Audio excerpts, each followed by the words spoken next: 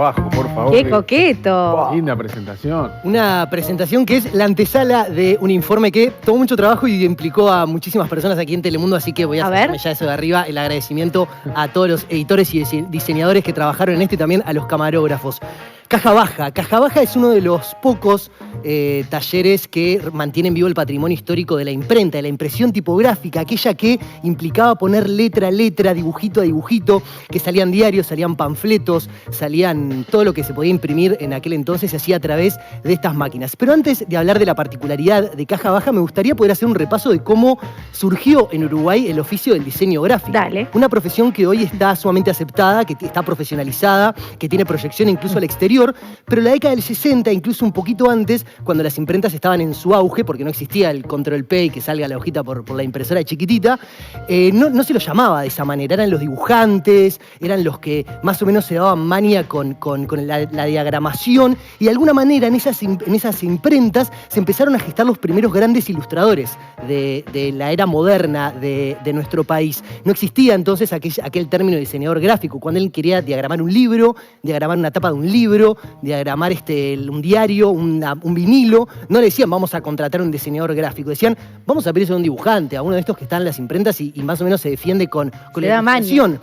De alguna manera no valorábamos los uruguayos ese trabajo, pero tenía proyección internacional y de alguna manera que la historia no pudo todavía trazar, muchas de las ilustraciones de los dibujantes uruguayos llegaban a revistas internacionales, a catálogos de diseño en Alemania, por ejemplo, donde el diseño gráfico sí ya estaba reconocido. Y en medio de esa ebullición, en la década del 90, cuando la imprenta se empezaba ya a replegar y darle paso a la tecnificación, Gabriel Pasariza redescubrió estas herramientas milenarias y se empezó a fascinar por lo que podía llegar a ser con esas máquinas.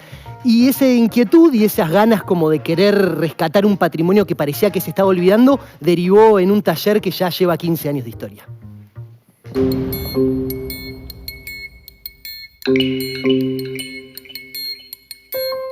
La historia apunta que la imprenta llegó por primera vez a Uruguay en 1807. En aquel entonces, la imprenta era una tecnología de vanguardia, un lujo reservado para las sociedades intelectuales. Pero con el tiempo, el pueblo uruguayo se apropió de este medio de comunicación legendario y lo desarrolló. Muchas veces sin un rumbo o un estilo claro, pero la imprenta se volvió un dispositivo imprescindible. Aún hoy, con el avance de las tecnologías digitales, la imprenta vive y lucha.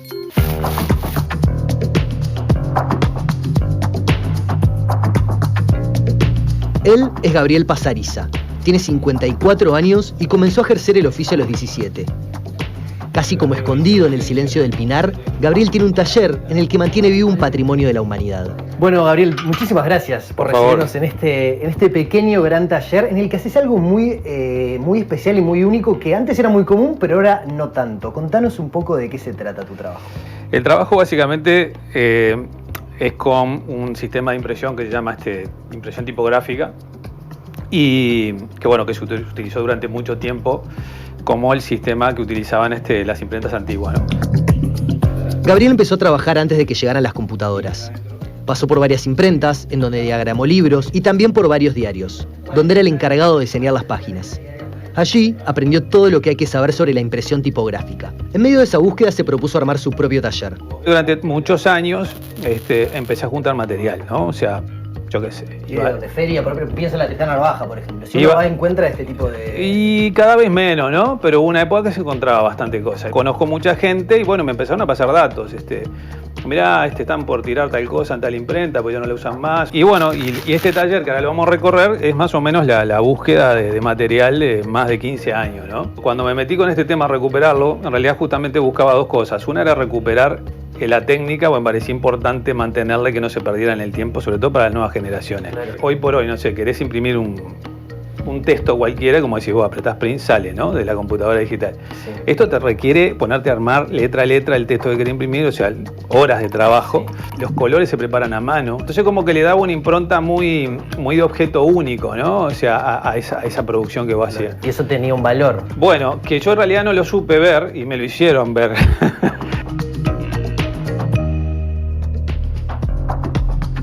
Él es Gabriel, esa es Caja Baja. Y antes de ver cómo imprime Gabriel todos esos folletos, algunas reflexiones del trabajo de Gabriel, porque me parece que tiene valor. Sí. En un momento donde todo está tan masificado, tan tecnificado, todo es tan igual. Tan rápido. Tan rápido, ese carácter como de objeto único es un poco contracultural también. Y el hecho de poder hacer, no hacer algo masificado, de que cada impreso es distinto al otro, porque las piezas tienen roturas y tienen diferentes marquitas de la historia, entonces por eso tienen cada letra y cada afiche que Gabriel hace, cada diseño, es bastante particular. Gabriel de todas maneras trabajó con la segunda computadora Apple que llegó al país e intentó pasar del lápiz al mouse y le gustó en su momento. Él cuenta que fue un experimento interesante, pero que no pudo con el pulso de esa no sé, como esa artesanía, esa minucia, esa, no sé, como artesanía tan puntual y que lo vemos ahora y nos resulta fascinante, pero que en su momento era tecnología de vanguardia. Miren ustedes cómo imprime Gabriel.